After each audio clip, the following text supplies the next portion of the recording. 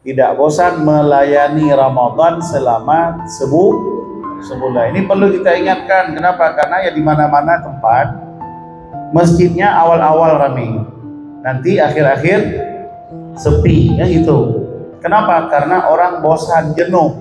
Padahal tidak boleh jenuh dengan tamu. Kalau tamu biasa itu 3 hari, ini 30 hari. Nah, maka potensi kita untuk jenuh itu besar. Maka perlu kita ingatkan malam ini, wahai jamaah huna, hati-hati, jangan sampai Anda bosan. Dari awal kita ingatkan, jangan sampai kita bosan. Pasti godaan itu ada, jenuh itu pasti ada. Maka kita ingatkan di awal, jangan sampai datang jenuh. Bagaimana caranya? Paksakan diri. Ingat, Ramadan ini seolah-olah barangkali ini Ramadan terakhir kita.